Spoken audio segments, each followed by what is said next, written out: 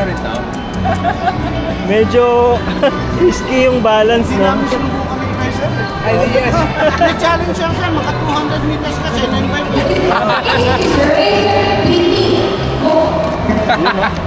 Kailangan yata may tulak muna to eh.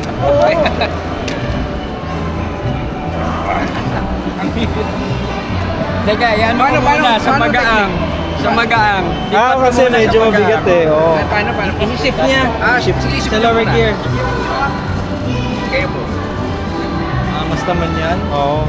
Sa bagay kasi ibang ganyan, 2-wheel, 3-wheel eh. Oo, Di ba yung 3-wheel? Sa kanya, isa lang. Yan, oo.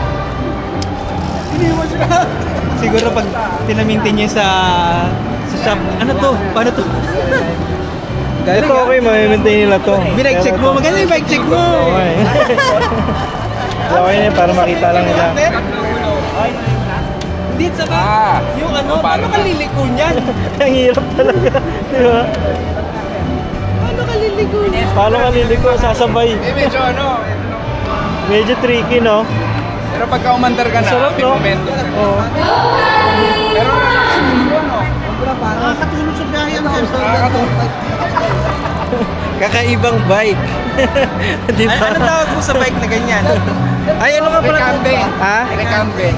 Ayun tawag? Tawag? Recumbent. Recumbent. Recumbent bike. Recumbent bike. Ah, okay. May drive ka. May bike din. May suspension Ang sarap pa sa ng likod, oh. suspension eh. Oo. Nakaka-relax talaga eh. Try ko ah. Challenge ko ah. bike ko eh. Yung pagkakagawa. Gano'n mo, paano mo naisip to? Pero na. More than 25 years na. Yun, oh. Ayos na. Medyo scary lang. Kailangan talaga ng ano, maganda-gandang balanse.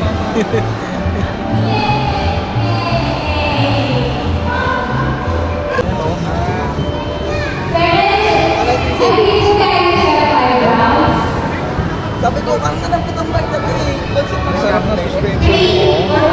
Sarap sa suspension talaga content ko eh.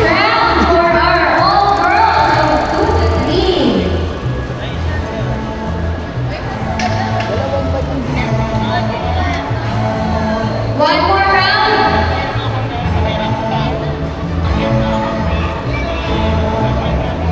One round.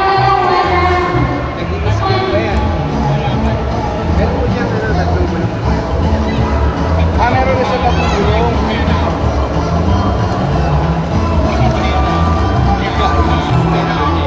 Para content. Saan natin dikit dito? Pwede rin.